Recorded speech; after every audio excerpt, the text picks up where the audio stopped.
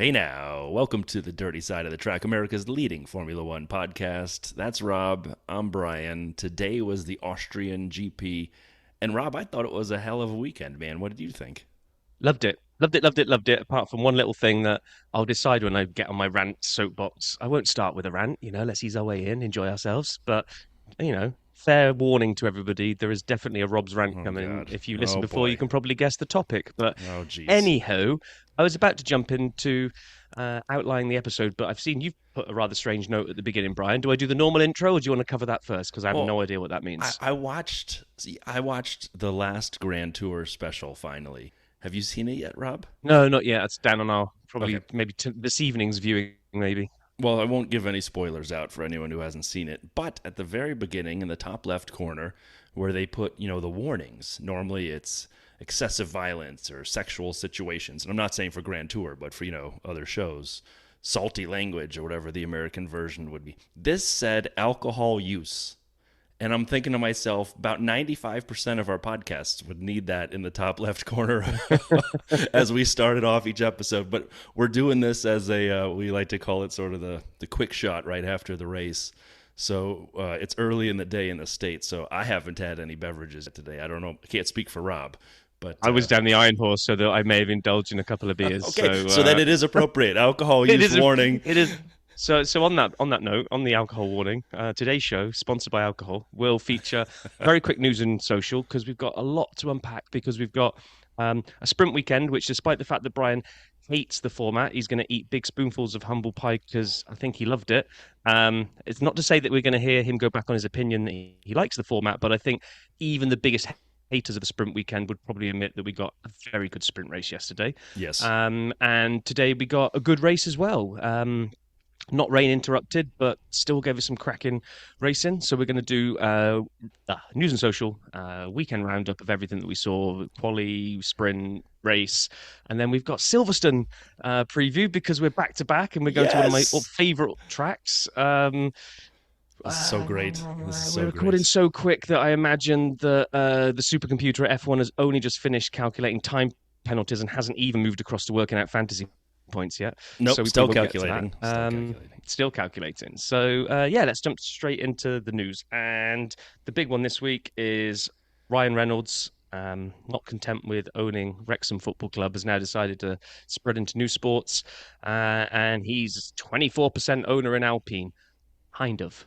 That was obviously the big headline everybody wanted to go with. Ryan Reynolds buys Alpine. It's like, well, it is, but it's through his maximum effort company, I believe, and it's not even just them. So it's Ryan Reynolds, Rob. McElhenney? Sure. Yep. Michael B. Jordan, Otro Capital, Redbird Capital, who are the third largest stakeholders in the Fenway Sports Group for Boston Red Sox and Liverpool FC. So all of these guys have all come together and have bought 24% of Alpine. But why ruin a good headline and just say Ryan Reynolds has bought Alpine?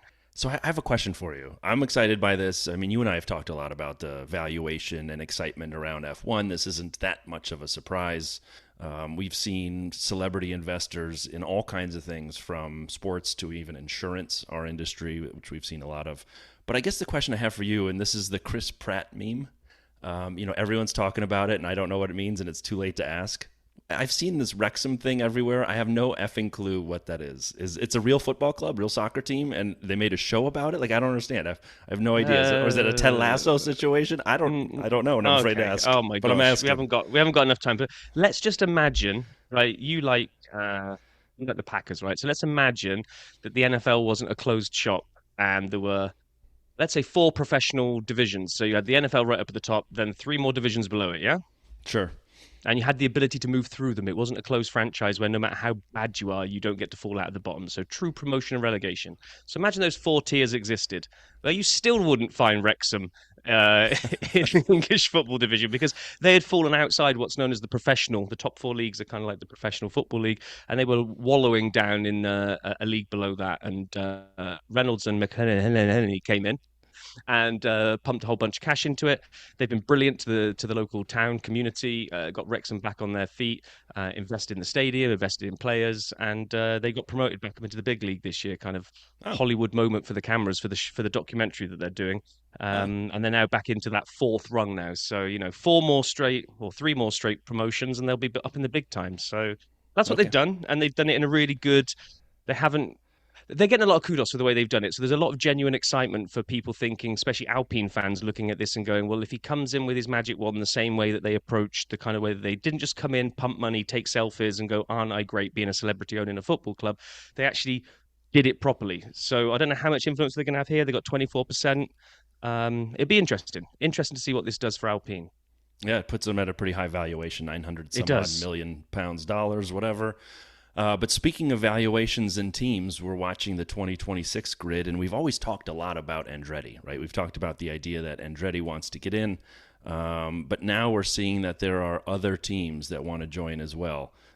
This week we had the whole conversation around High Tech Global Holdings Limited, which sold 25% to a Kazakh businessman who is not Borat. And then it turns out, so that's the second team, LKY Sons, Lucky Sons, I don't know. And I don't know any of these people, Formula Equal, all confirmed their plans to try and enter F1 in 2026. Rob, tell me what any of this means, man.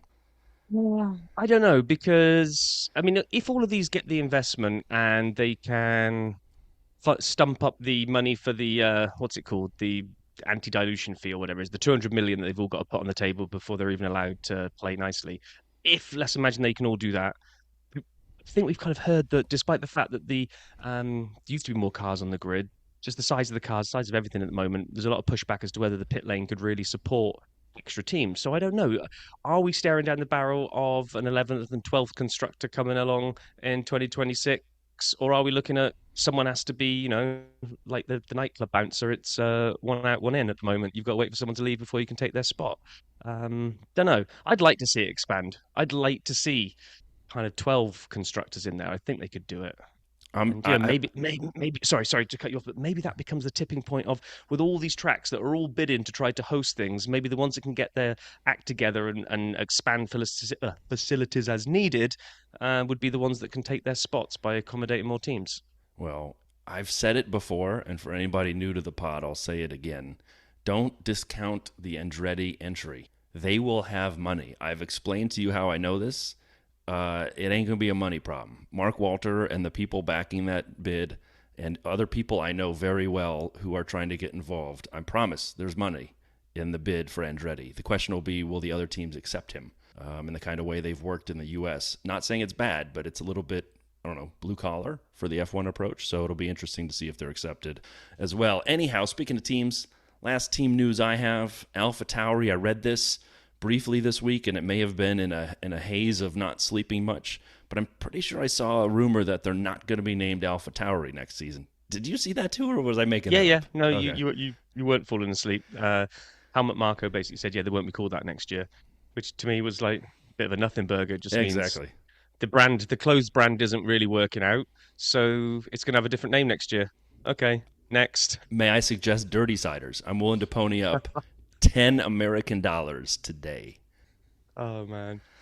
And two little Lewis snippets. One which was just a bad joke made by me, but I'm going to do it anyway. Lewis was seen backstage at Elton John's Glastonbury set, and I don't know why Lewis was there because I thought Max was the Rocket Man. You actually had a good joke this week, and I don't know if you stole it, but when Ryan Reynolds was in the thing, could they call it the Deadpool position? That was mine. That was all That was me. good. That was good. And I was Kudos to giggling you. to myself as I made the Deadpool, but instead of the swords in his back, the two checkered flags. So Deadpool, yeah, definitely. Um, then we had a little bit of a nothing burger moment that the press really tried to make a big thing of, which is the bit of Formula One or any sport that I don't like when the media are up to their little dirty tricks. So interviewed Lewis about the current season. He made a remark about how dominance isn't good for a sport.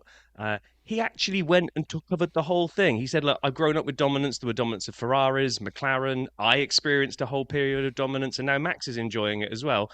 But long term, I don't think it's good for the sport. There is nothing wrong with that statement as far as I'm concerned. It's Agreed. fact Agreed. based, Yeah. right? We've Yeah. had dominance. We've all had dominance. He didn't make out that he hadn't benefited from it. He clearly said that he'd enjoyed a spell of dominance, and Max has got one, and just said that maybe the FIA needs to look at ways that they can change this so that teams can't dominate like that. Okay, fine. Of course, every single news article that comes out after that only focuses on the FIA need to stop Red Bull dominating. Lewis is throwing his rattle out the pram again. They then take that snippet when they interview Max. They don't give him the context of everything that Lewis said. They just said, "Hey, Max, Lewis thinks that the FIA should stop you dominating. What do you reckon?" And he's like, "Well, life's not fair." And they're like, "Oh, Max retorts to Lewis that it's like, oh my God, you've totally invented something that didn't exist. It drives me nuts."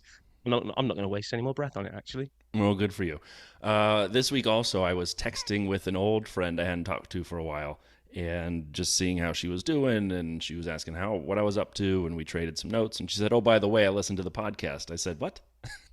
How do you know I have a podcast? And how do you find out about it?" And she told me a mutual friend told her about it, and she's really enjoyed F1, her and her husband, since watching Drive to Survive, which I also have enjoyed. And so, Cindy, if you're listening, shout out. We got to get you on the 100 Seconds of DRS. And we actually have a couple people who have volunteered for 100 Seconds, but I've been sort of back-to-back trips for the last month. But now I'm done. Back to the real world. We'll make those happen. We'll have a 100 Seconds guest next week. So, and it might be Cindy. It may not be. But Cindy joined us for that at some point. So that's enough news. Let's talk a little bit about videos. I only have two. I've gotten some feedback that I've focused too much on the Hilton channel, on the Marriott Bonvoy channel, on the Gulf Oil channel. What about the big boys? What about the Red Bulls? And so we had two videos that I enjoyed. One of them, 1.3 million views over the last few days. It's F1 drivers race huge mega trucks. And then they had to tell us who it was. It was Max Verstappen and Yuki Tsunoda. Thanks, the F1 fans knew that already. Because it's on the Red Bull channel, not the F1. It's on the sort of action sports, beverage drink thing. It was nearly 6 minutes. I loved it. I loved watching Max and Yuki in the big, what I would call Bigfoot monster truck type situation going around this quarry. It was awesome. Did you see this one, Rob? Yeah, it was pretty popular. It was brilliant. Loved it. Absolutely brilliant, this one. I won't give away who wins because you've got to watch to find out. Got to watch to find out. The second one, Daniel Ricciardo did a trick shot challenge in Canada. They recorded it in the paddock, so I was very familiar with where they were and what they were doing, because, Rob and I ended a paddock. Thanks, Paul, you're led. But this was on the Red Bull F1 channel. It was all right. It was just over 4 minutes, but Tale of Two Cities, this guy had 74,000 views as of today. It's been out 5 days. I mean, we get more plays than that on a pod. So they had snowboarder Mark McMorris and professional ice hockey player Mitch Marner, two people I don't know, and Daniel doing slap shots, basically. And the best part of it is when Checo walks out of the hospitality and gets sucked into the whole thing at the end. That's all I'm going to say. If you're going to watch any of it, at least watch that part. Otherwise, if you skip it, that's fine. And then Rob and I would like to give a special shout out and kudos to listener Andy. He's amazing. We talk about him in the fantasy. He's on the Discord. Andy is the man. He was able to find our profile back shot, and Rob turned around for a minute. You saw the side of my face. You do as well. Yeah, barely. In fact, let's not spoil it. I've found out a way now that I'm going to put this on our YouTube, and I'm going to freeze frame and zoom in on our moment on TV. So Andy, thank you. We'll add it to the video vault. I'll put it on YouTube. I'll add it in the show notes as one of the video vault items. Okay.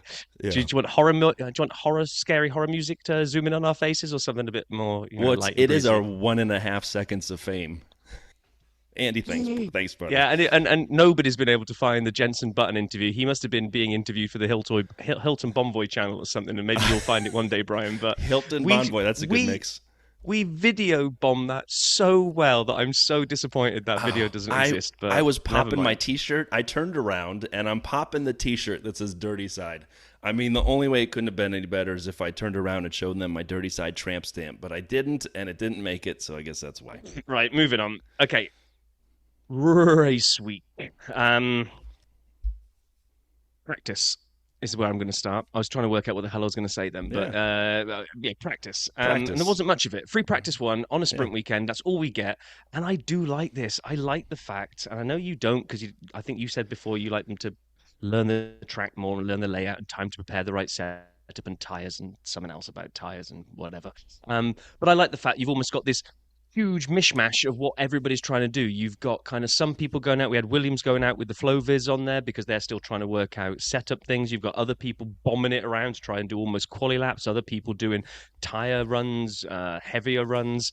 So you've just got like kind of everything going on all in one crazy session. So actually quite enjoyed free practice one. Normally that's the one that I would probably tune out of, or maybe miss altogether because I'm waiting for you to turn up from the airport. It's kind of like that kind of one that I don't really worry about too much. Did you get to see any of practice, Brian? Negative. And No, I then don't think so. then we went to quali, which was 10 a.m. here on Friday, and I had a wicked day at work on Friday, so I didn't even get to watch quali till Saturday because then I had social things right after work, and it was a great time, and I'm not complaining. But so practice didn't make my roster. I'd play the Iverson quote, but it's too long. So moving on. Then we got into. I've got to stop you before we Yeah. get into quali, okay? Yeah. Because we've got to do our public service announcement first. Yes. Well, this is what I was about to say, but go for it. Okay. You go for it. You take it away, Brian. Well, track limits. What this did the FIA wake up and say, you know what, we're going to be the toughest police on track limits ever, and we're not going to warn anybody because all the teams seem to have been caught by surprise by this.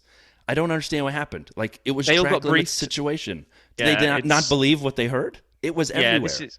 Let's get this one out of the way. I mean, we obviously have to talk about it during the race because it played a part there. But I'm like, be interested to see if Paul says anything in his review. If we get a review today, we're coming on air so soon after the race. We have it. We haven't even seen that if he sent anything or if he will send anything. I just downloaded it. It's hot off the press. Oh, excellent. So, to me, these are the 20 top level drivers allegedly on the planet, right? Because Formula One, they always say, is the pinnacle. And everywhere else, other people of other motorsport fans can dispute that all they like. But let's just go with that for the minute. They get told at the beginning, there's an FIA briefing that says that we're going to be tough on track limits here. You have to stay inside the white lines. Basically, imagine the white line is a wall and don't smash into the wall. So they all get told. And yet we had, over the course of qualifying, I saw the output at the end, 47 deleted laps because they can't stay inside the white line. Now, I've said this before. Me being the highly skilled Formula One driver that I am can sit here and criticize this, but it's the edge of the track. They're told not to go over it. So here's an idea. Don't go over it.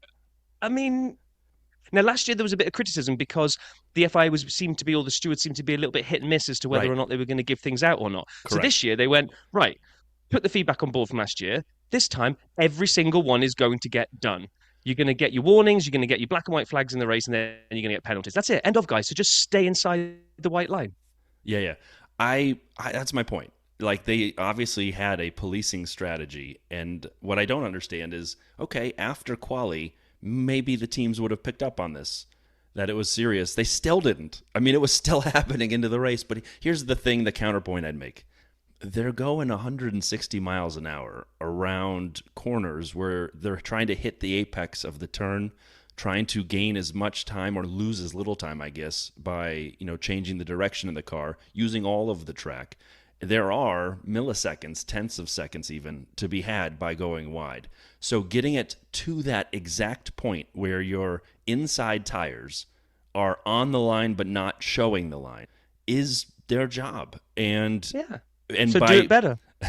Come on. If it's in Baku, a physical barrier, they've got the wall. They've still got track limits, but they've got the wall. I understand. So I just if don't understand. Jeddah, it's the same thing, and on some of the turns at Austria, they'd put gravel. So if you'd gone off, you'd have been in the gravel. I get it. I don't think it was. I much prefer.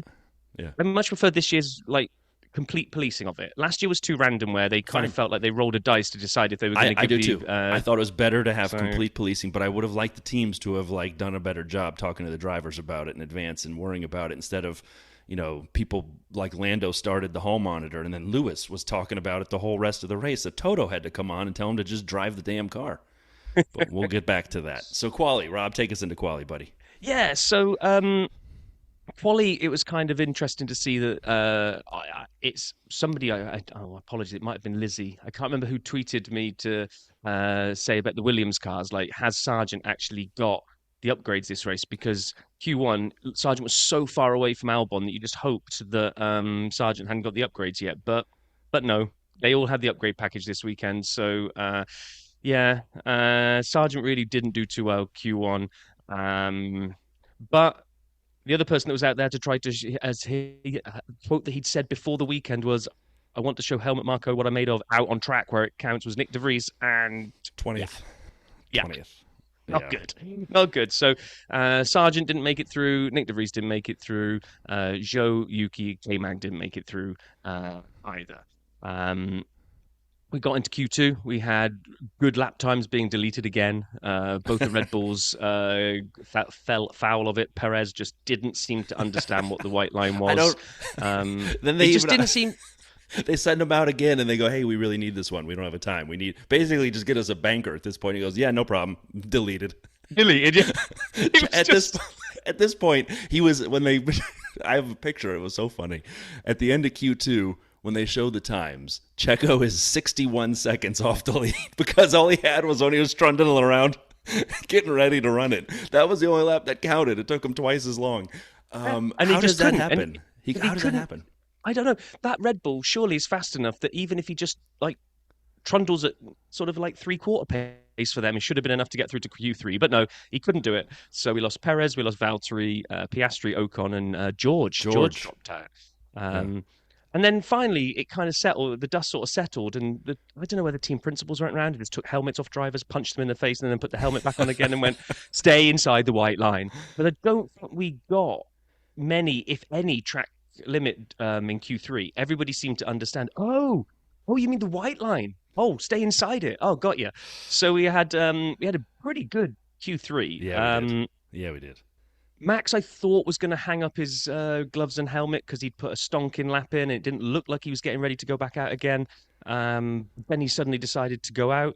And man, is he squeezing everything out of that car because Charles was on an absolute flyer.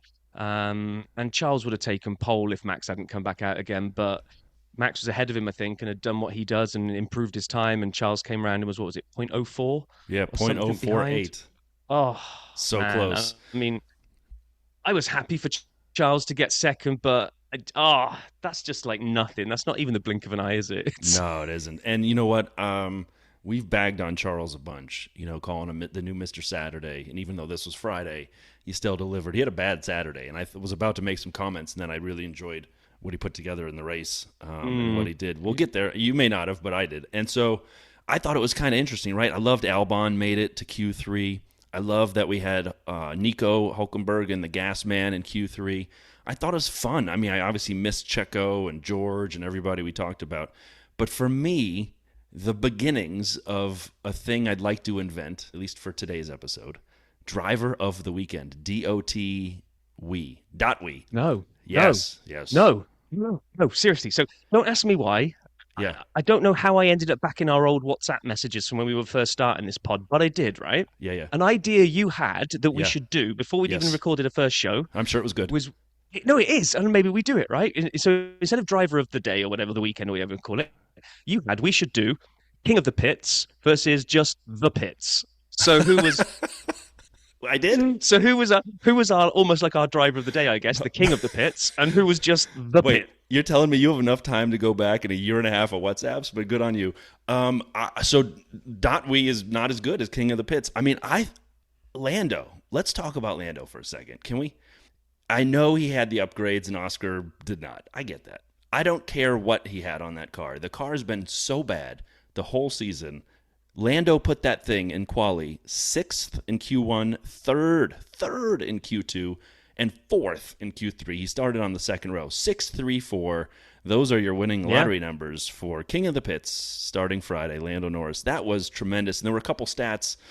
These aren't quite worthy of the SAP Stats Lap House, but we're going to use, because they're a little bit about Checo, we use the Mariachi. SAP Stats Austrian edition for Friday, quali. So Max took his 4th pole in a row here at Austria, but also overall this season.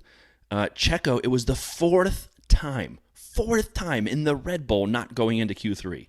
That is horrendous. And I know he came back in the race, and we'll talk about it. People had him in the top 3 for driver of the day. I thought that was disgusting because it was, I guess, of the day. But if of the weekend, he didn't deserve it. 4th time, and I love Checo. I mean, I'm a Checo fan, so it's cutting close to my heart here. The last time a Red Bull hadn't made it into Q3 3 in a row was David Coulthard in 2008, I think. I heard the stat on TV. I tried to write it down as fast as I could. So to me, you had just these ups and downs. Checo the down, Lando the up. I loved seeing Albano, Gasman, and Hulk in Q3. This was for me the beginning of a really good weekend. Quali was great, and I'm like, this is gonna be exciting. And I thought it paid out. Yeah. Come on, I sent you that stat on WhatsApp. I thought you were going to thread that into your. Well, I got to do your work too. Well.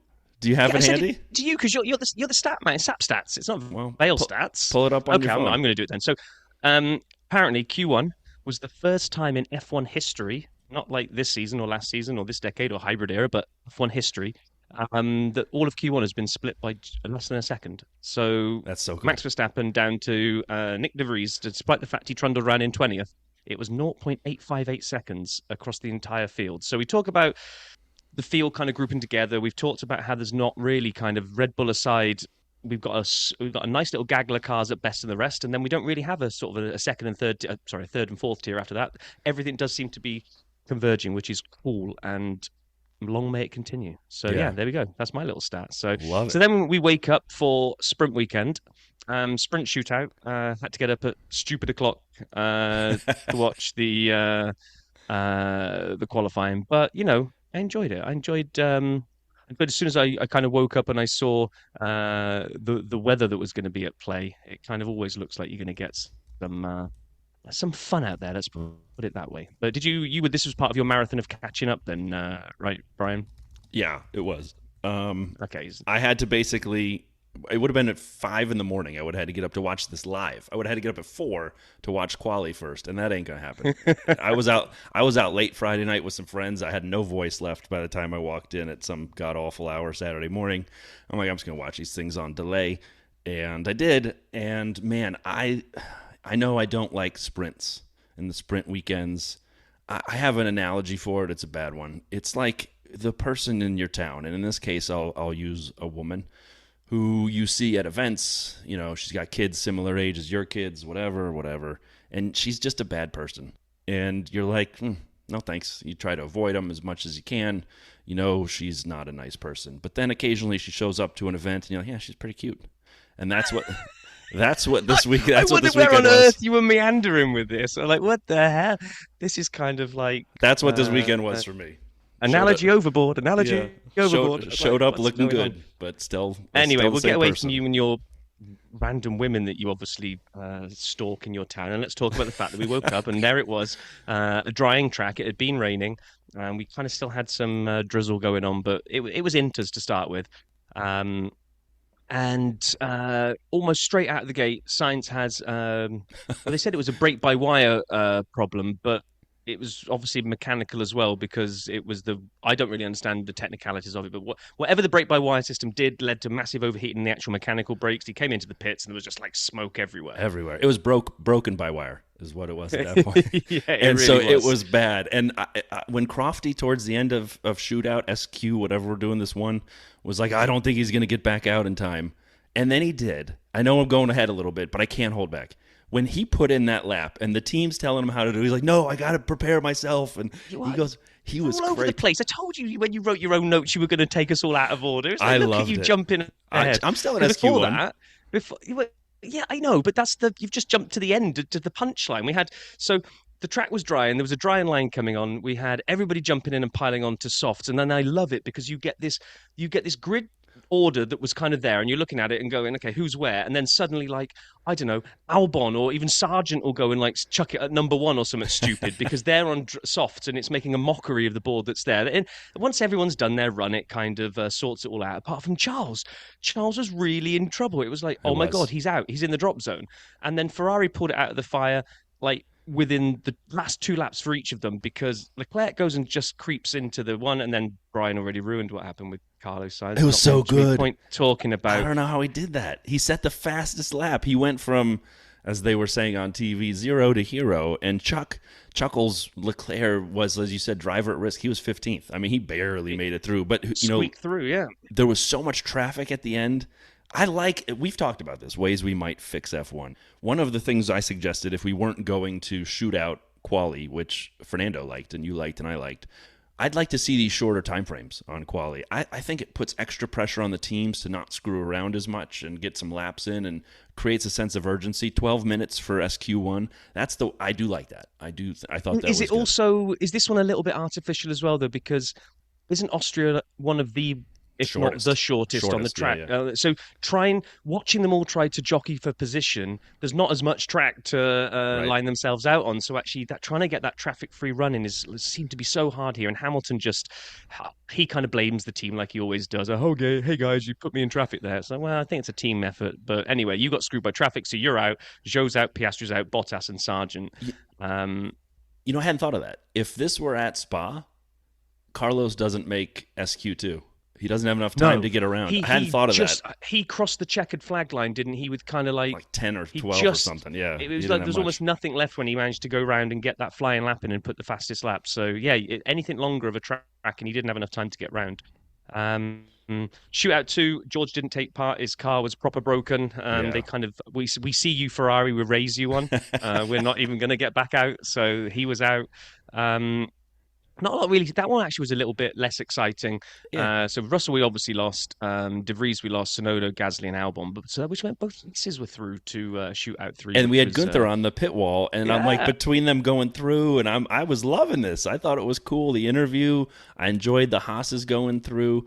And at this point, you're kind of watching again, and you're saying to yourself, interestingly, Norris was fifth in SQ2. So you're like, is this for real? Is this, Yeah, as yeah. you would say, as a Brit, renaissance, or as we'd say, renaissance?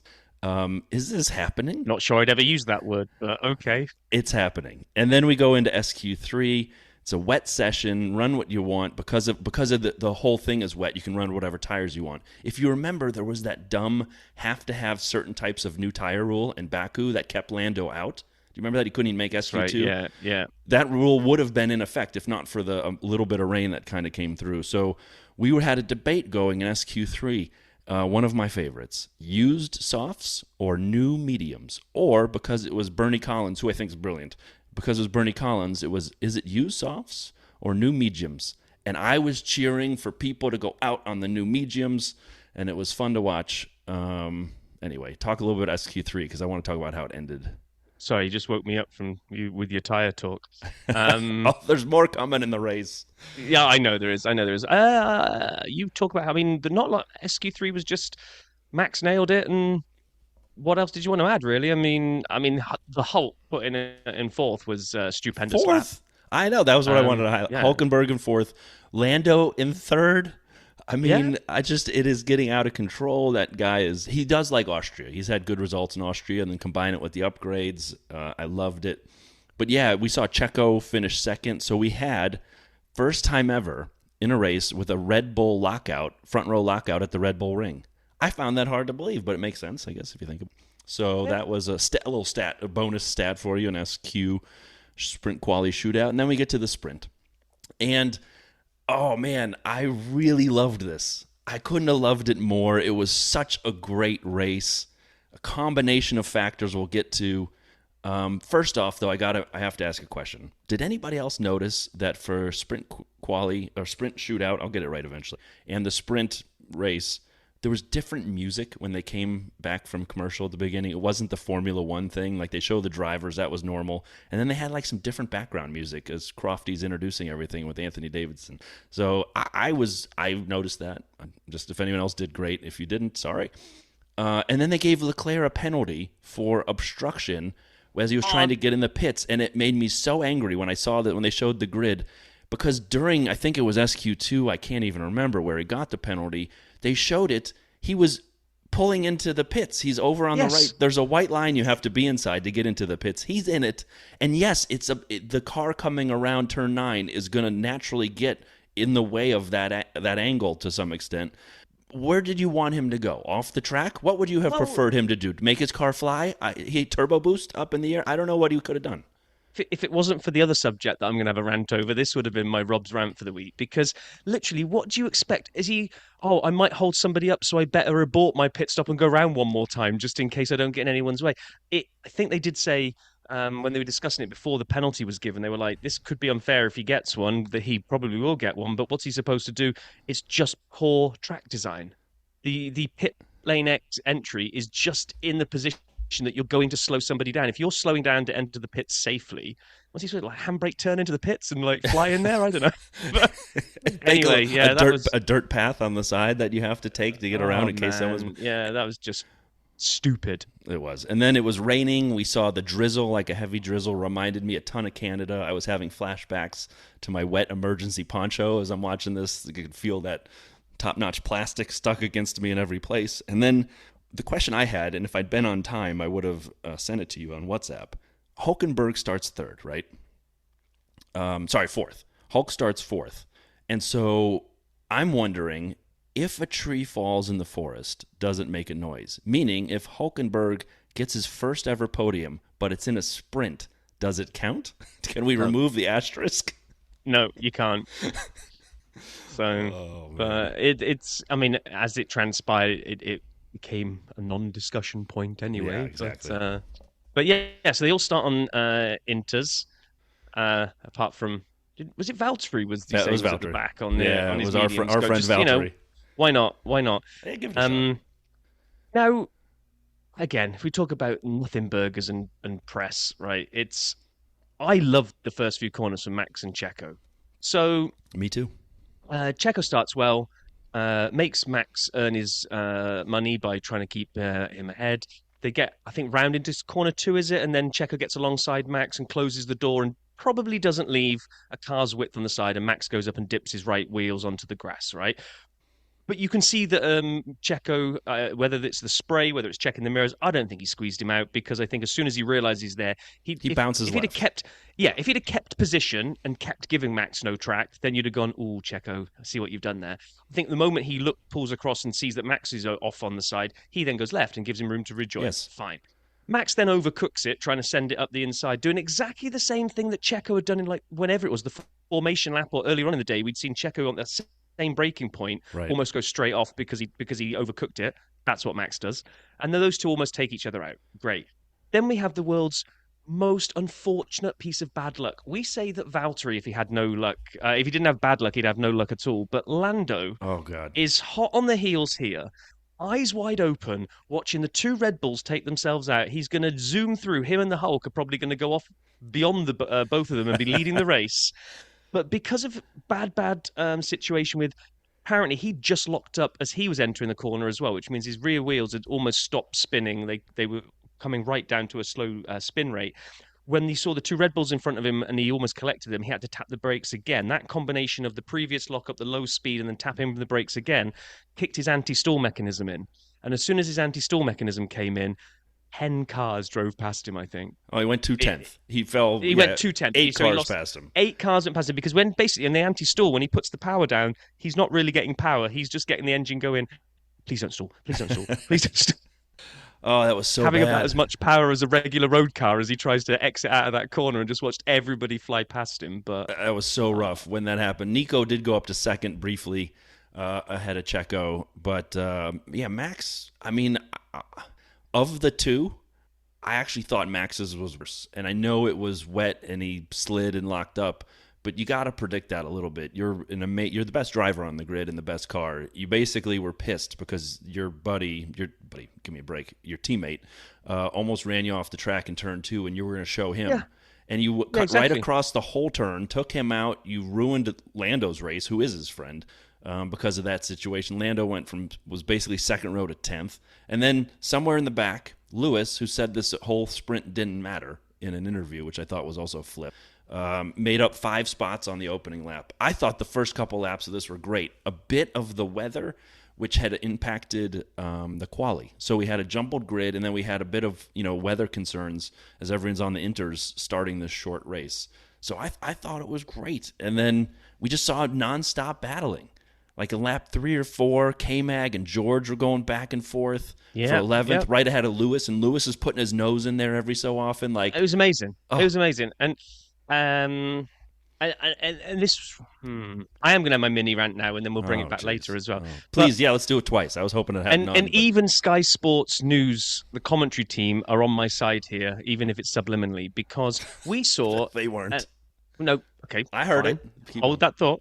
So we saw such a great exhibition of defensive driving in cars that probably aren't as fast as the ones behind. And I think it was Ocon, and he was doing a phenomenal job of keeping faster cars behind him because it's wet and DRS isn't enabled, which means he can put his car in the right places. We saw overtakes that, like on my previous rant about I pine for the good old days where people would line up people a few corners in advance to kind of make their moves. We saw that happening all over the place. It was just proper good old fashioned racing.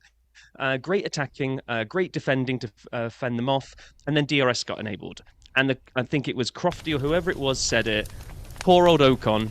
No, there's no fire need. You don't want to stoke the rage here, Brian. Turn that off now. Crofty said, "Poor old Ocon. All of his hard work is about to disappear because he won't stand a chance of keeping these cars behind him with DRS enabled." And that's exactly what happened within a lap. Within a lap, DRS is on, and suddenly every car that had been fighting are punching above their weight. The ones that had taken the risk and decided to stay on inters and see if the others could hunt them down while they'd gone to softs just had to get the little white flag out and wave surrender and just watch everybody breeze by. And I'm like, oh, an awful end to a great sprint because cars that could have been higher up get the fate overtake and get done. So, but it was great. I mean, I loved it. I did love George's sprint to the end with his softs on. That was fun. That was He was what was he? He was 0.009 behind Esteban at the line. It was basically it said it was a photo finish, and it was. I thought George had him. So I was wrong. I did as well. I'm like, I think he got him at the line. He didn't. 0.009. Yeah, there was a lot of stuff that happened before they turned DRS on. They turned DRS on lap 17. I was on lap 4, and Rob went straight for the rant. I did. A couple things I'll just highlight, right? So George and Magnussen were going, George and Magnussen were going back and forth, and then Hamilton on Magnussen. Kevin was racing everybody. And you know what? He has had a reputation for being tough, maybe a little dirty of a driver. I thought he was very clean with all of his defending, and I thought I'm assuming he had a lot of fun. Like I would assume, I mean, he obviously would rather not have George and Lewis go right past him, but Magnussen defended great, and he was in battles the whole race. I mean, kudos to Magnussen. And then we had Checo passing Nico and getting up there as well. Heard a stat. Is this right? Haas has never been on a podium? I mean, I don't know if you know off the top of it, but it feels right. Sounds maybe. right. I feel like sounds right. Early on, didn't they have fourth, like their first race or first year in Australia? I can't remember. Or that was the second year. First year they lost all their tires. Let's go with it until we're proven wrong. Sounds good. Anyone listening, if you know if Haas has never had a podium, hit us up on Twitter at F1 Dirty Side. But yeah, you're right. What you mentioned is 100% true about the DRS. And it was Esteban and Charles and Lando. And they were just going back and forth, defending, racing, 3 wide at times. It was amazing. And then they turn on DRS because it's dry enough, and people had already started pitting for slicks. I was nervous at this. Well, not nervous. I was confused what I was. Hulk pitted from 6th for slick tires. This is a sprint race. There's not really pit stops planned, right? And so I'm wondering, will he be able to make this up, or was this a horrendous mistake? And it turns out I think it worked because Hulk, what did he end up finishing? He caught Norris, finished 7th. I think that's the way it worked because Norris was still on the inters. And so I doubt he would have only lost one more position if he'd stayed out there. The Haas cars, man, they degrade their tires fast. They do seem to chew through them, don't they? But what I found, I got this a game my son downloaded on the PlayStation. It was one of the free ones last month, Grid Rivals or Grid Legends or something, right? And there's a certain race in there called Multiclass where like slow trucks start a lap ahead of like fast cars, and the idea is the fast ones try to catch the trucks by the end. That's what this was with the inters versus the softs, because like you say, people pitted and had to make up 20 seconds on a short track with about 6 laps left, and you're like, well, this is suicide. What the hell have you done that for? But oh my god, were they right? They were just rocket ships on the on the slicks. And like you say, and with George coming back as well, that was fun. It was fun, and it kind of promised a lot for today's race, which I loved it. I did love it. I thought it was a great race. I thought it was great. Second year in a row, I thought Austria over-delivered. Yeah, maybe. Maybe it's just the track design is just good for racing. But Where do you want to start? Because you love to do the tyre stuff at the beginning. So why don't you give us the rundown of what caught your eye about tyre selection? Well, a couple things. First of all, it was predicted to be a two-stopper, but we had questions. Fernando starts on hards. I'm sitting here saying they're going for a one-stopper at Aston Martin. Maybe he can manage the tires. Maybe the car's gentle on tires.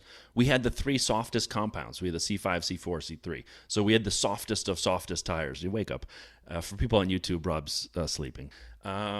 Or actually, I guess for people not on YouTube, because people on YouTube can see people it. on YouTube will see it, Brian. That's how that medium works. But I'll pick this up soon enough. And so it was going to be fun, right? What is going to happen? And Max starts on mediums, and we've watched the Red Bull as one of the gentler cars on its tires. So the question I'm thinking is, can Max pull off like a one-stopper? And we'll come back to that. I want to hold that because when we get to some stops and they keep going, I want to revisit that quickly. But man, the start was interesting. I loved it in terms we had Lewis getting Lando because there was kind of like a little kerfuffle among many cars. Max and Charles had a great back and forth. And then we get to turn 4 and Yuki goes off crazy. Valtteri got pinched. Of course, as we said, if he had no luck, the only luck he has is bad luck.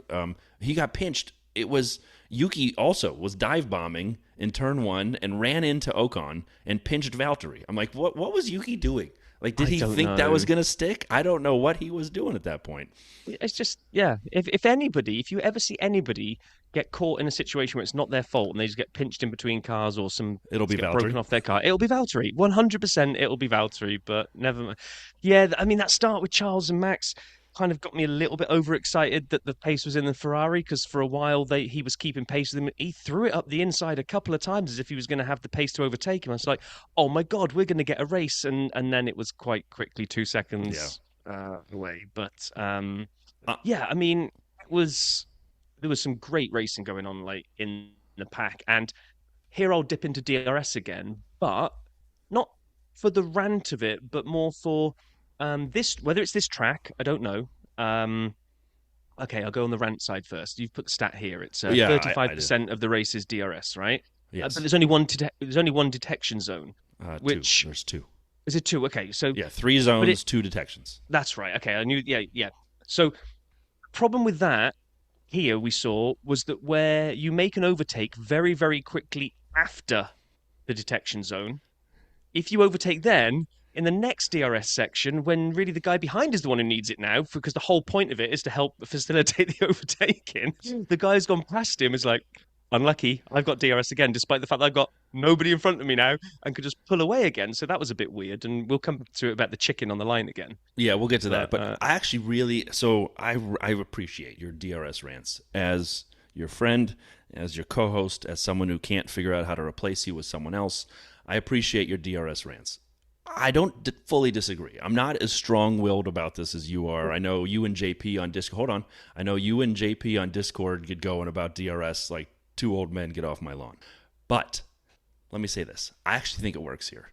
And let me give me a second to kind of defend it. The line, the second detection line you're talking about, yes, 100% you got to game it before you get to turn 3. I understand that.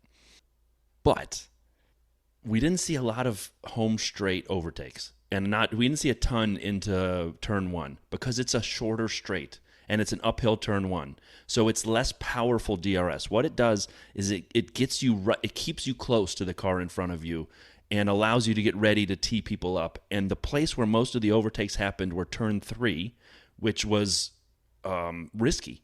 I mean, you had to be committed and you had to be smart. And a lot of people had to back out because they may have gotten close enough, but it just wasn't long enough of a DRS up that hill into 3. And then 4 is such a hazard to go around the outside. And drivers were setting people up so that they had to go around the outside if they wanted to use DRS to pass. And it became like, 4, 5, 6. They were just kind of pushing each other side to side the whole way through. I think maybe, so here's my point. I think maybe the length of the DRS zones was short enough, if you will, that it allowed people to get close, but you still had to defend. It wasn't just a motoring by on a straightaway. There was I don't remember any straightaway overtakes, mainly corners. So I would say to you that DRS Zone 1 in Austria today is the perfect example of how I'd like, if it has to stay, I 100% agree with you. That's how it should be. There were I think no overtakes down that DRS home straight over the start-finish line. Like you say, absolutely right. It did enough to pull you into the area to tempt you into diving up the inside at turn one, but it didn't give you a free pass. Chef's kiss for that's how DRS should be. We saw a lot of, though, to your point, in the second half of the third DRS zone, whichever one it was now, where towards the end of the race, they became the gimmies. They became like Yeah. when Checo finally got Sainz. Sainz was trying to defend for his life for 3/4 of a lap, but it didn't matter because we got the breeze by later. However, what DRS also did here today was because the track, maybe it's because the lap is so short, and maybe because the cars kept, therefore, are kind of all close together. We had an amazing midfield battle going on where they kept calling it a DRS train on TV, but I'm like, kind of. It's almost like we're almost back to the sprint from yesterday now, because when everyone's got DRS, no one has. And Right. therefore, everybody was having to size people up, defend, proper overtakes. Bizarrely, somehow, the DRS train today was amazing. It was, Because, and it was like four or five cars at times, and they were two, yeah. three wide. And as people would battle, other people would stick their nose in, like, "Well, if you guys are busy over there, I'm gonna take you on the inside." And then they'd all come back around. And yeah, I agree. So I didn't hate it as much as you did. I did. We'll get to the Checo thing later about how he used it. But we had great racing. I mean, we had Stroll. Yeah. Stroll was getting Hulkenberg, who went off. The gas man came up next on him. Albon. We haven't talked a lot about Williams, and the fact that their flat floor paid off in Canada, at least allowed them to be competitive in Canada and now in Austria. And I love seeing Albano mixing it up with people. He had people. He was hanging on the cars in front of him. He had Ocon and others right behind him. It was exciting. And then we got the first thing that really made me mad. It was around lap 10 when Carlos had pace and Charles was not quite with the same pace, and he's right behind him. And he asked basically for permission to attack Charles, and they told him to maintain position effectively. And you and I both went crazy on this. It gives a bad taste in my mouth when you don't allow teams to battle each other. And I recognize it's dangerous, but some of my favorite moments were like in the sprint when we had Checo and Max on each other. If you go back to Jeddah last year, the Alpines were battling each other, and Otmar, you could see him tearing his hair out. I mean, I love that. I love teammates battling each other when it's, I don't know, for something. And this was for something. But even if you want to go to the thing that I don't like so much, the team orders, and just switch them around, Carlos obviously had the pace at that point in the race. Yeah. And they said, oh, it's strategic. I'm like, I don't get what's strategic here. If you're trying to guarantee the best result for the team, so let's not favour one driver over another here, then if Carlo's got the pace, okay, he's probably not going to catch Max, but he's going to do a better job of getting closer to Max than Charles was at that point. Charles just didn't seem as fast, so I don't really get it. I wish Carlo had been able to just kind of go, screw you, I'm going for it. Yeah, exactly. Battle for the spot. It is racing. It was Michael Massey once said, "Let's go racing."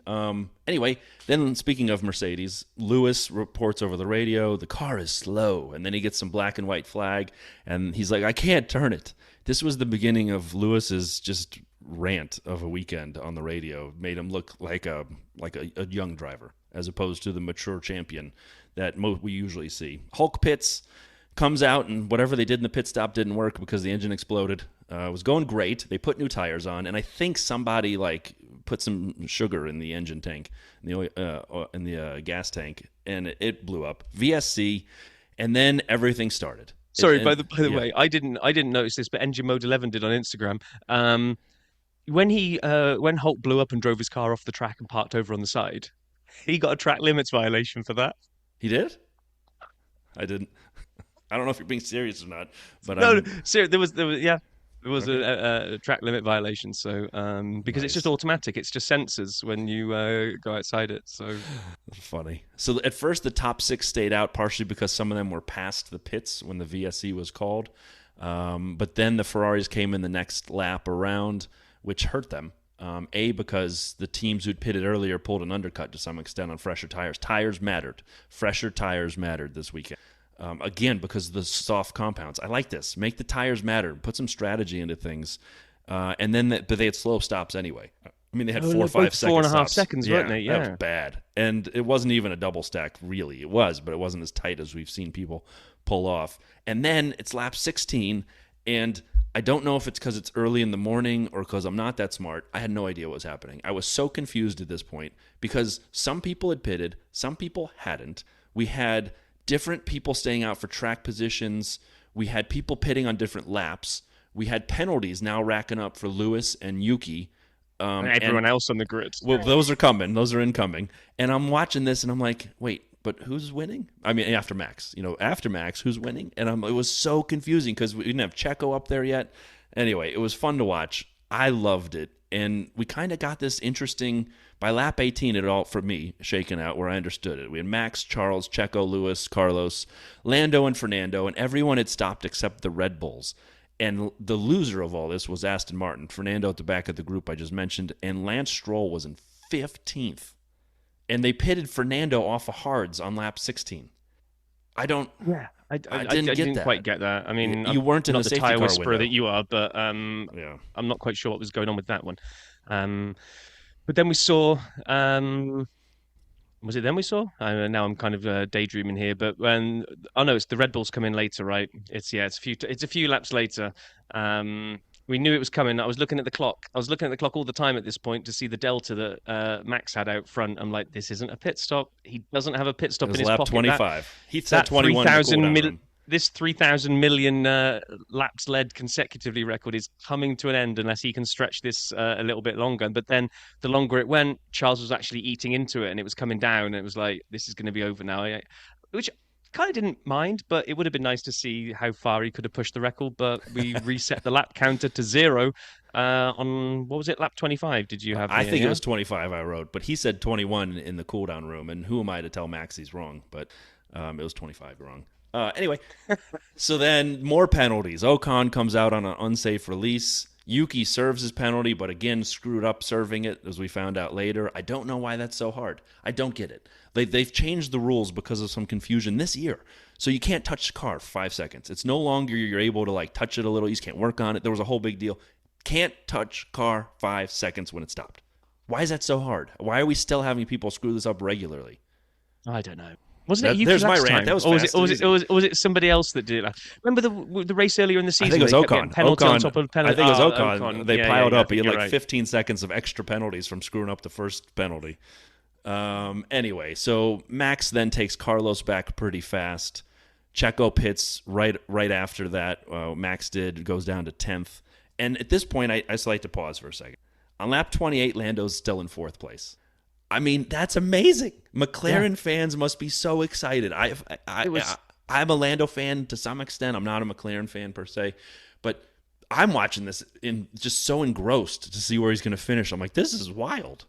Yeah, if this is a sign of things to come, that let's just take today's race. We know that Max is out in the distance, but if we now start looking at Ferrari seem to have some pace. Yes. McLaren are coming back to the table. Aston are not head and shoulders above being the best of the rest now. So you've got this kind of McLaren, Aston, Ferrari party going on. And Mercedes says they're bringing a bunch of upgrades next week. Just where I was going. Yeah, you got Mercedes kind of knocking on the door potentially. If we are going to get some design convergence as everyone, let's not say copies, let's use the word inspired by each other's side pod designs, seeing the underside of floors. The Stuff is going... special. Exactly, the Monaco special, and then and the side pod redesign as everyone kind of gravitates towards the Red Bull design. It's just going to bring all of those things together. Now, I don't see it being enough for any of them to go really challenge Red Bull. That's locked and loaded for this season now. But if the rest of them, if McLaren, if Lando's going to be up there regularly, it's going to be brilliant. It was great racing today. It really was. Great. It totally was. And then we got my favorite, second favorite team radio of the day on lap 32. Charles, what do you think of a 9-stopper? Question? And he said, no, thanks. No, they asked him seriously about a 3-stopper. He goes, what do you think about going to a 3-stop? He's like, no, and then just kept driving. Why would they? I mean, I'm sure they were running some kind of models. They must have known that getting on and off the mediums at the right time was the thing to do. But 3-stopper? I know. And then if you want to understand what I meant by leaving your car in a space to squeeze someone else off the track is what I think Checo didn't do to Max right at the beginning because he pulled back over and left some space. Yeah. Just go and take a look at Nick De Vries on K-Mag. God. That's the definition of not leaving anybody any space and then staying there to not give him any space. Poor old K-Mag there. I mean, that was totally Nick. I watched that. I'm like, oh, that's got to be a penalty. And I'm happy he got the penalty. He ran him off the track. Oh, 100%. And that accounted for, because we didn't see it in real time. It was a replay we saw it on, right? And I think we'd seen Max go past Charles, or we'd seen somebody go Yep. through, and there was this big kind of smoke vapor in the air. It was kind of like, what's that? Has somebody been off? Have we lost one of the leaders? And then it's no, it was K-Mag getting pushed right through the gravel. So, yeah, a well-deserved penalty there. And really fast, Albon's penalty came up next for track limits. We mentioned, I think, all of them so far. Ocon slowed down trying to serve his penalty with his slow stop. But at this point, this is how I enjoyed the race. This was the only point where I felt there was a lull. It was lap 41. No one was within DRS of anyone except Nick and K-Mag, who were still battling for 18th. That was the only point. Otherwise, there was always somebody right on someone's bumper looking to make a move. I thought it was a great race. And then Gasman got a penalty. I mean, they were going left and right. We had penalties flying at this point. Yeah, and I've got to be honest, I'm scanning ahead because I was having trouble taking the notes app wasn't working for me today, so I was kind of memorizing some of this stuff. But I was so engrossed in watching it, I also forgot to go and write my own notes down as well. But so Sainz got a penalty. He got a 5-second penalty, right? Yes. Now, did he serve it on a pit stop? I think so. I'm pretty sure. Yeah, I think he had to have because he stopped I'm after watching that. Towards the end, and I know I'm fast forwarding a little bit, but I'm watching his battle with Lando, and he finally got past Lando, and I'm thinking, right, he needs to eke out 5 seconds over Lando now because he's got a 5-second time penalty. But the commentators weren't mentioning it, and he couldn't shake Lando. Lando stayed within DRS and stayed within DRS and stayed within DRS. And I'm like, oh my God. I'm pretty sure he served it on his second stop because that's when we hit the second round of stops, lap 46. We started seeing everyone do their second stop, so he would have done it then. He must have done it then. I just didn't clock it, or they didn't show it, or because I was so confused towards the end when I'm like, why aren't they making a bigger deal about Lando's like staying within 5 seconds here? Because apparently Fernando behind him. Didn't Fernando have one too? I can't remember. I think everybody had one. Yuki got a 10-second one. I missed for what? Like he didn't serve the first one right? I don't know. Yeah, they do the double whammy thing, don't they? You're not just going to have to come in and do another 5 seconds because you didn't get your first seconds right. We're going to make it a 10-second one when you. Well, because you're going to redo the first 5, and we'll give you 5 for getting it wrong. Is really, I think, what it is. No, it is, but it just really compounds the whole thing. It does. It does. That's the Ocon special from earlier in the season. Lap 64. Lap 56. I didn't want to miss this. We had Checo taking Lando when he went wide at turn 3. A lot of people going wide at turn 3 as they were defending, which I again thought was exciting. It goes back to why I enjoyed a little bit of the DRS. But this was the point where Sainz, and now he's up on Sainz, Checo is, lap 57, 58, 59, amazing battling. And we know the Red Bull is the fastest car with DRS. If you actually take the Red Bulls out of the DRS rant, I actually thought it worked really well. But Checo kept going too soon up into turn 3 on Carlos, giving Carlos the DRS after turn 3 and allowing him to stay next to each other. He did it 3 times in a row, and Anthony Davidson is screaming at the TV, someone get on the radio and tell him to stop doing that. So people that kind of say that they'd like to see DRS stay and amended through either the shortening, like we said, I really think DRS Section 1 today worked beautifully because it encouraged that dive bombing into corner 1 like it should. The second thing people talk about is being able to use it whenever you want to so that you could use it to defend. And we kind of got a little, because of Checo's inability to work out like Max did this like in 1 lap, I think it was with Charles. Yeah. He worked out, he brake tested Charles so he could pick up the DRS, and then he went past Charles, and then he got DRS even though he motored was ahead, off into the sunset. Motored off into the distance. This is why maybe the mentality of what makes a great racer versus a good racer, Max being great, Checo being good, because it took Checo 3 or 4 laps to work this thing out. Right, and because of what happened there, kind of gave a little insight as to what might happen if a driver was allowed to use DRS to defend. So if you had the kind of, you've got 60 seconds and you push a button, you can use it whenever you like.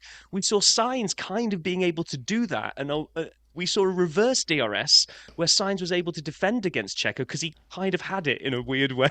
Right, and Checo didn't. But it was great. It was great. We had 4 laps of Sainz going, oh my God, could he keep doing this? I was thinking, is he going to purposefully do this every time? And then finally, Checo was like, oh, hang on a minute. If I don't go early on that corner, I'll get it. And as soon as he worked that out, he just breezed past him. Well, he pulled the switcheroo. He goes to the outside, goes behind him, gets DRS, switcheroo inside, and then see ya.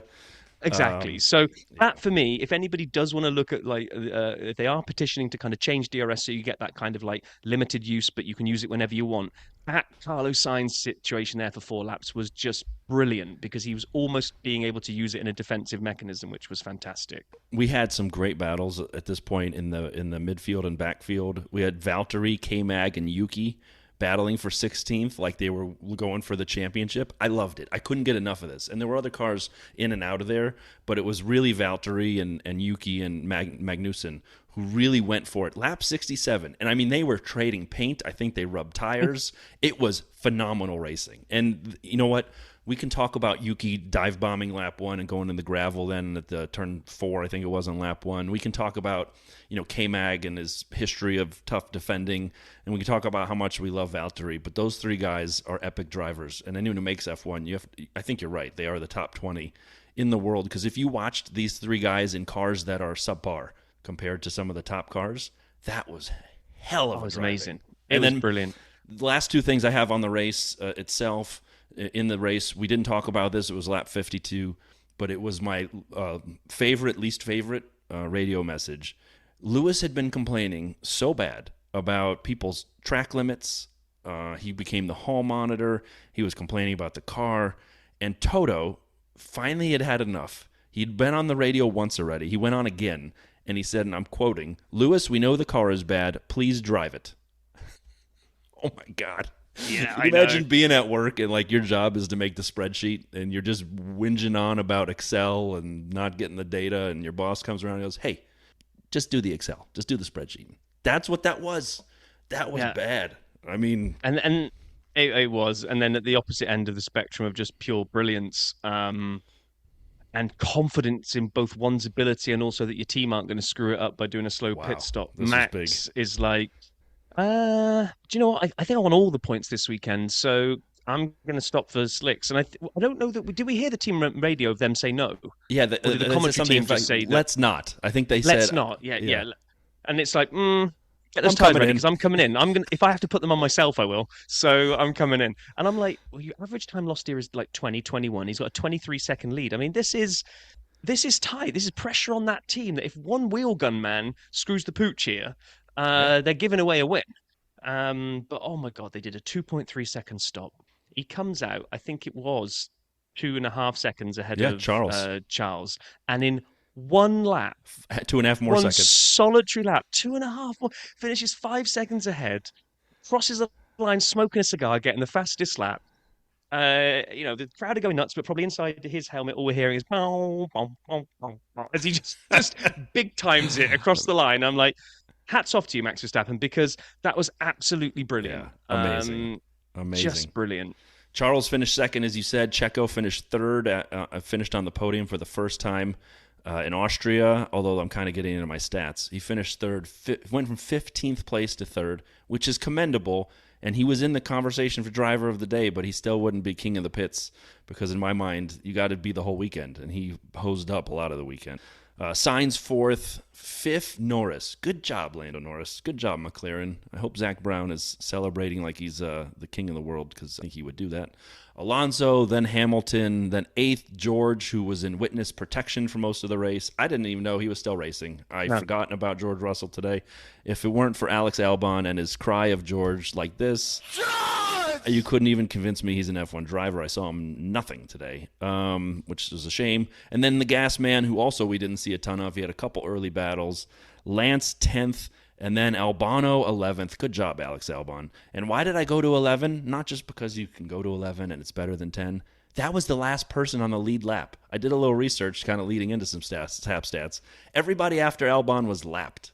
So, and by the way, Max pitted an extra time. So, by the way, I think have you got your But I want to give a shout out to who I think finished 13th, and I think you've got the little ditty that you sometimes play for it, because we've given him such a bad rap because Albon's putting the other Williams so high up, and he's been right at the back today in 13th. And can you find the sound clip as I try to extend this for a little bit longer? Still don't have it.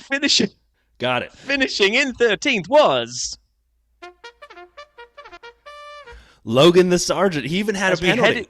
He got a penalty Exactly. late. He got a 5-second penalty in the last few laps and still finished 13th. So, yeah. So coming into July 4th week, and Sargent goes and celebrates by getting a well-deserved. He did a good drive, made amends. I just now when we did the review of the sprint, kind of said, look, he had the upgrades that Albon had, and really can't make the most of it. So he's massively under pressure. Well, I think he went some way to relieving that. And if we both agree, I think that King of the Pits is going to align with the official vote, and we both think Lando gets King of the Pits this week. Yeah, Agreed. But I think I would also have Carlos second. You put Sargent up there, or what were you about to say? No. I think Oh, I just wanted to give Sargent a shout out for yeah, okay. for bringing it home in 13th. But if King of the Pits is Lando, for me, the Pits is the man really under pressure now is Nick De Vries. Oh, my God. Agreed. I Just I agree. I don't even have sound for Nick. I gotta agree with you, and I feel bad. Like, I really like him. I like his interviews. I yeah, like his backstory. I like what he's done to get there. I like what he did last year in the Williams. I don't think there's anything not to like about Nick De Vries. It's just he's had so many problems. Had the whole Baku weekend was a disaster. He's had accidents, spins. I'm not saying he's Nikita Mazepin. Trust me, I'm not saying that. He's far better than that. But he has not acquitted himself well, and the one team you don't get extra time on is Red Bull or the Red Bull sister team, Alpha Tauri, whatever we want to call it next year. His seat has got to be super hot. has to be. It has to be because you just had where did he kind of? And I know he didn't finish.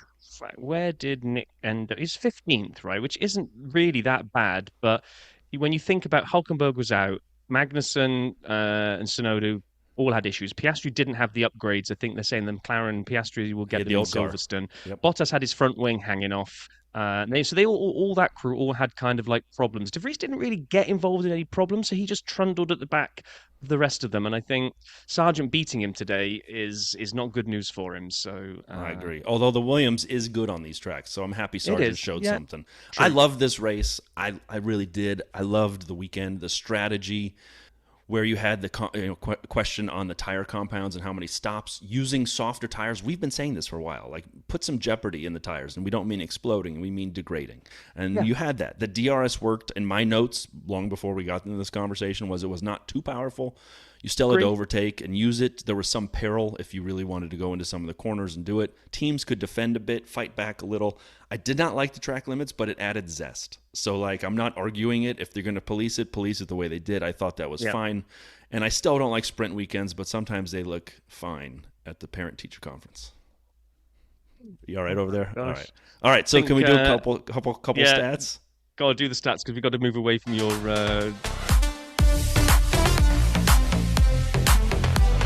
SAP Stats, Austria GP edition, long weekend, lots of good stuff. We're going to focus on the race. There were 9 penalties in this race, which was just insanity. As I already mentioned, the driver of the day was Lando, Carlos, and then Checo. I don't agree with that, 21% for Checo, but I get it if it's of the day. This was Max's 5th win in a row, 7th of the season. Red Bull's won all 9 races so far this year. Therefore, Checo's won the other 2 by process of elimination. He topped every session Max did this weekend. I know we've mentioned it, but when you go back and look, and we're recording this fast, so I did my stats as quickly as I could. He topped FP1, if you remember, on medium tires when other people were on softs. He won he was pole in quali. He was pole in sprint shootout. He won the sprint, and he won the race. He had the fastest lap. The only time he didn't lead basically the whole thing was when he pitted and Charles and Carlos overtook him. He would have had, I don't even know what you do call that, a super grand slam. I don't even know. It's like a double grand slam. no. He almost had it, but didn't have it. 81-point lead. Did you play your Max triple this week? I know I played that already this season, so now Okay. people will be catching me. 81-point lead over Checo, who went from 15th to 3rd on the grid, as we said. Max could stay in first place right now and use 80 of those extra points to also be 6th on the grid in terms of race standings. Not saying he's... So basically, the person 5th is Carlos with 86. And since you can't lap yourself, he's therefore lapped all but 4 drivers in the championship standings. And it was, as I'd mentioned briefly, Checo's first podium in 4 races, and I believe his first podium at Austria. It was fun. It was a good weekend. It was a lot of fun to watch, and I enjoyed it. Rob, you obviously enjoyed it, but the question is, what did Paul think? And before we get to his review, which is hot off the press, let's hear about Mr. Pitside.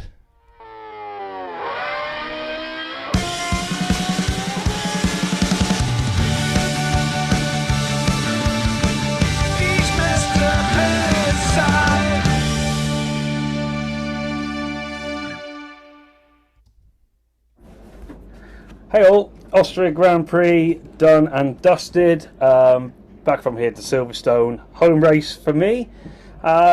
Sprint weekends always good fun. I don't mind them, they're pretty good. It's quite noisy in here at the moment. Everyone's sort of packing down the hospitality unit I'm sat in because again we're all getting ready to go off to Silverstone. It's quite a long drive for the guys that are here, so it's a bit of a pad down and a bit of a race across to be able to get there in time. Anti's just come in, he's bought me a beer, and so I'll cheers that. That's always a sign that the weekend is finished. For us, yeah, you know, as it was, sprint weekend didn't really go. We tried a nice little gamble with dry tyres at the start, which turned out to be crazy. But so on and so forth. That's racing. You have to gamble sometimes, you know, when you're that far down. I can't really remember the sprint race. Max sort of drove off, and then sort of a little bit happened. It was okay, I guess. And then as for the race again today, it was quite a lot of incidents, quite a lot of activity. So on the whole, it was actually a good race. It was good to celebrate a Friday not being ridiculously boring with 2 practice sessions. So 3 cheers for sprint races. Let's be honest with you. It makes a race weekend into actually 3 days instead of 2 days in one day where you want to shoot your own face. In terms of Austria, I was researching some of the wildlife after my insight into the beaver in the Canada episode, and apparently the brown bear is one of the most famous animals that lives in Austria, and then of course a falcon and wild boar, basically animals that will kill you and rip you to pieces. Which, given the personnel of Austria's tarnished history, that's probably keeping with the nation. But it's a fantastic place. It is one of the greatest on the calendar to go to. It's scenic, it's beautiful. The people here are fantastic. Everyone wears lederhosens, which, if I'm being hand on heart honest, I fail to ever look at anyone wearing one and don't think they look ridiculous. But there's nothing wrong with people wearing things that are quite close and local to them. Good thing over here as well is the love of beer and alcohol. As you know, I don't tend to drink, so it doesn't really impact me too much, but I know Rob would definitely fail to finish beers here, given his form in Canada, which obviously is still carrying over. But that's Austria done. Like I said, onwards to Silverstone. A lot of teams big updates there. Mercedes looked to take a big step forward. I know they weren't overly happy with the car today. Perez drove a decent race, I guess. He come through reasonably well. Ferraris looked like they did okay. There was some talk at the start about strategies, so on and so forth. But let's be fair, 2nd and 4th, they'll take that. Lando Norris, he thrives at this circuit, loves it. And then behind there was your usual sort of gaggle of cars, and that was about it. 1 DNF. And there's a question for you guys to debate. How many DNFs have there been this season compared to seasons gone by? Because for some reason there seems like it's hardly any. So I'll let you debate that, and I will look forward to getting on my plane shortly back to the UK, where I am for a few weeks, back home, ready for Silverstone. The greatest race on the calendar, but of course I'm biased. Paul, thank you, man. That was a great review. No, the only problem is that I love the fact that in the same clip he tries to claim that he's not into alcohol and doesn't drink beer, yet we heard him clinking bottles and accepting a beer right at the beginning of the clip. So, yeah, but yes. So that's actually a good point. I don't have a stat on this, but I was thinking this during the race about the DNF. I swear to God, I did think this when towards the end of the race I was looking to see who was 20th and realized Hulk had gone out, which I'd forgotten, but towards the end of the race, and realized it was only one. We've had at least 2 races this year where we had no DNFs and no yellows. I'm fairly confident. I think that's one for SAP stats. We need to set you on this. And how many DNFs so far this calendar year compared to previous years? And I would already stake a claim that this must be one of the lowest DNF seasons in history, because it just does feel like everyone's nailed the reliability. We just haven't seen external combustion engines, or crashes are going to happen and people are going to drop out through crashes, but even that seems low. So very low. Anywho, like Paula mentioned, both probably Paul and I very biased about Silverstone for being one of the greatest tracks on the calendar. The British Grand Prix went back and forth between Silverstone and Brands Hatch and Aintree between 50 to 1987, but since 1987, it has been Silverstone, baby. An RAF airbase from the 40s, 3.661 miles with 18 corners, one of which is named after me, Vale Corner. Thank you, Silverstone, for keeping that named after me. Appreciate it. If you go to that corner and pour a beer on it, does it just sit there? How many corners you got named after you, Brian? Come on, tell me about how many sack corners we got in F1. Just wait. Sorry? Vegas will have 3. Vegas will have 3. Okay, I just have to go win a couple $1 trillion and donate it all quickly. Where are we? Lap record is 1 minute 27.097, which Max set in 2020. I think I updated the stats this week, Brian. In actual fact, I registered the Dirty Side as a registered user of Wikipedia and updated their stats because they hadn't updated the win count since last year. So look at that, you see, me on top of things. I do have a little beef with you. Say your next stat. No, say your next stat about who wins there, the win count. Say it. What? Your next one. Who's won there? The win count. Talk about it. Lewis with 8. Yeah. Yeah. Keep going. Alonso 2. Yeah. Sainz 1. Yeah, and they're the only active drivers with wins here. Yeah. So that's not right. Oh, okay. Who's just before coming on air, Max has won there. In 2020, he won, but it wasn't called the British Grand Prix. In 2020, he won because it wasn't called the British Grand Prix. So it's this whole... yeah, this is the British... This is your whole thing like last week when you Correct. When you mushed together the Austrian GP and the Styrian GP. Yes. And I thought I got all my stats wrong because you decided to do stats for the track, not stats for the Grand Prix. I use Stats F1, which is by far the best website in the history of the world. And they include Max's 9th ever win. Here's another stat. His 9th ever win in GP. F1. No, it was the 70th anniversary GP, which is lesser known. Gosh. Max won from in his 9th win, 2020, 70th anniversary at Silverstone. Okay, maybe that one then I'll give you. But like last week when you smushed together Styrian and Austrian, you can't do that. But it's the same COVID problem. Styrian existed because of COVID, the same way that the 70th GP. Yeah, but I would argue that like whenever the European Grand Prix got held at Silverstone, that isn't the British Grand Prix, so you can't mix those two things together. I know. So. I get it. This is a hard one though, because it's not like it exists. I'll let you off. I'll let you off. So keep going, brother. So what else then? That means that this one's probably out by one as well then. So Ferrari 18 wins, McLaren 14, Williams 10, Mercedes 9. I'm guessing we're going to say Red Bull 4 then for 3 or 4, depending on Wikipedia or Stats F1, and if you count the 70th anniversary. But the one that I like to smile about of too. the active drivers that have the wins is Saints. Saints getting his a weekend to make him smile forever. I think last year, 2022, such a good race. First ever pole in wet conditions, and he converted that first ever pole into a first ever win. I mean, just chef's kiss weekend for Saints. One of my favorite tracks with one of my favorite drivers in my favorite team, and he nailed it. It was such a good weekend. It also produced a couple things about last year's race. It also produced 2 amazing sound clips. If you remember, Charles was, I think, leading, and then Carlos was behind him, and I don't know who was, if it was Max or somebody else. Someone was behind Lewis, and they wanted Carlos to back up the traffic behind the safety car. And they said, give him a 10-spot lead, and Carlos gets over the radio and gives him one of these. Stop inventing. I'm like 90% sure that was at the British GP, because then he went on to win. And this is one of the races. So if people may not, if you're newer and you didn't watch the 2022 British GP, go back and watch it. And especially towards the end, there's a battle for second that is just fantastic. After Carlos kind of takes the lead, and it is epic, and it produces Crofty's famous Through goes Hamilton! And even if you don't like Lewis, it's Lewis and it's Charles and it's Checo, and Fernando puts his nose up in there, and it is wheel to wheel for many laps to determine second, third, fourth, and fifth. And it was epic last year. If we have at all a rerun of it, I will be the happiest man in the world, even a partial rerun. I mean, Silverstone usually delivers, and we also have to be massively thankful to safety standards in F1, because last year's we could have been talking about something way worse.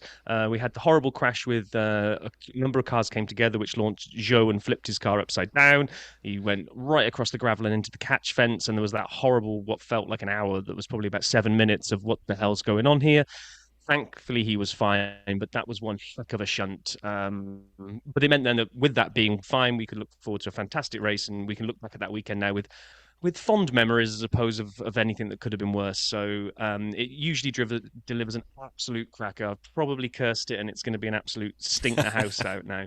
The other thing we had is that why Max wasn't in the mix last year is because some AlphaTauri Nick de Vries got under his car, and it was only a small piece, and it kind of led to us having a discussion about how susceptible or how important the floor aero is, because a small piece of AlphaTauri got lodged under his floor, and he was just losing pace and went backwards. I mean, he managed to hold on to wherever it was, 5th, 6th, 7th, somewhere around there maybe. Yeah. But he didn't have the pace, so that's kind of where we didn't see Max up at the front. So Which reminds you how good the car is this year. In Canada, he drove the race with a bird in his brake duct, didn't slow him down. Yeah.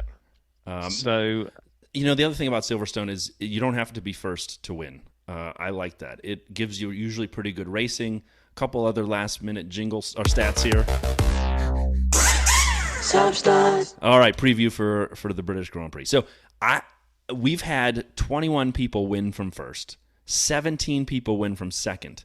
So again, I'm already a big fan of these stats. 8 people win from third, 5 people win from fourth, and 3 winners from fifth. There have been a couple who have won from 6th and 7th, a few, if you tallied up. But basically, you have a shot if you're in the top 5 on the starting grid, which is not the case at a lot of tracks. So I like that. I like that opportunity. We've had 3 times, and here's one I'd like to add to Avail's Tales as well.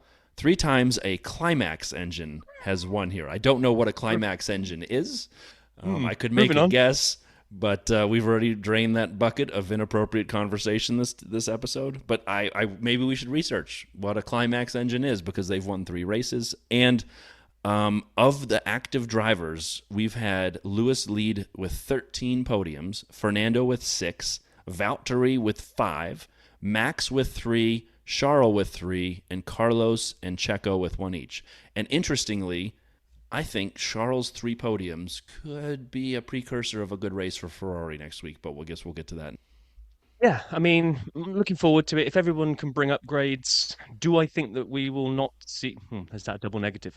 Let me rephrase that. Do I think we'll see Max drive off into the distance and win this one? Yeah, probably. Do I think we could have an absolute stupendous battle for the rest of the podium? One hell, yes. I mean, I think if McLaren carry on improving, Mercedes bring the upgrades, Aston keep going, and Ferrari keep today's pace into next week, which they tend to do pretty well at Silverstone, we could have an amazing one. And if maybe the stars align, someone can take it to Max, and we can have a race up front as well. But he's like I said earlier on, I think just hats off. I put on Twitter earlier on, I'm now all aboard the Max domination train, as in I've let go of this year for the World Drivers' Championship. It's over. Put Max's ribbon on it. Do it now. So actually, I'd rather witness history and just see how far he can take this. How many wins can he get in a season? How quickly can he wrap it up? How many hat tricks or grand slams or whatever we want to call them? Like, just how great a season can he make this? I'm just like, just do it, Max, because who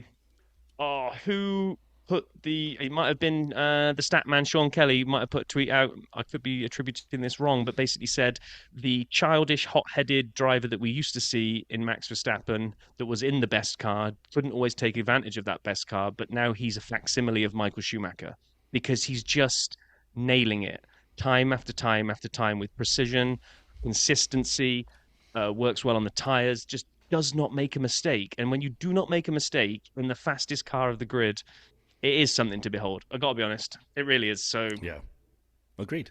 Who do you have on the podium next week? Way too early, uninformed predictions and not knowing what the upgrades. What you got for, or should we say, what's the post Max podium? Do you have Max first? No, yeah. I mean, you don't have to agree with me. I'll go first this week. Then and I'll say Max wins it, and I'm going to go far too sentimental and say that the Mercedes bring the upgrades, and they work, and they always work well around here, and the British crowd cheer them on, and we get Lewis and George second. I was going to say 2 Brits in a Mercedes. Yeah. Oh boy. Yeah, there it is. Oh, it's the 4th of July here in America this week, and you got to go get all British on us again. Yeah. On America's leading Formula One podcast. I got Max. Max, Super Max, driving off. But I'm not going for another Grand Slam prediction. I got one right, I got one wrong. That's enough.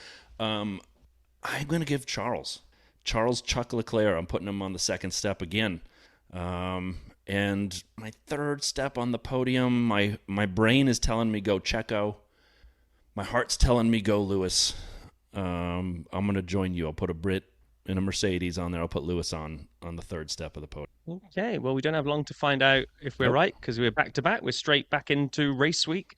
So let's go and you'll see our new little race week poster as we've been putting these out. So make sure you follow us on Twitter and Instagram. On Instagram, and on Twitter, you'll see our race week poster that we put out each week with the little stats of the track and all that kind of thing. So please follow, like, and share. Let's get the Dirty Side account. We've got a little bit of we've been catching up with, we mentioned him a couple of times, John Ritchie from the F1 podcast, Canada's number one podcast.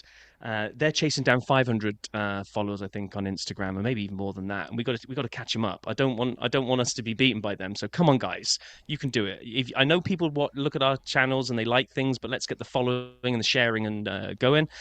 Join us up on the Discord. We've got a nice little community there. We've got a cracking little question of the day that's being run at the moment by the guys on there. So come on in and test your F1 knowledge. See if you can beat me and Sap, which won't take a lot in Brian's case. I'd like to just say thank you, JP, for defending my honor that I only get a couple in a week. You're making it sound like I get them all wrong, but regardless, definitely. And check us out. Listen on the pod, wherever you may listen on your platforms. We'd appreciate reviews, or at least 5 stars. It helps us get into the algorithms. And Rob, are you watching next week at the Iron Horse again? I think I will be. I'll be back down there again. See if we can try and get some more folk down there. So I know Vincenzo, friend of the show, kind of posted it on his Instagram story as well. I think he put a call to arms of Central Connecticut Unite. Let's get some folk down there. We know there's F1 fans out there, so come along and watch the race with us. It'll be great fun, and I'm really looking forward to next week. I am as well. Everybody, thank you so much for listening this week. We enjoyed the Austrian Grand Prix and talking about it with you, and we look forward to next week's review of the British GP.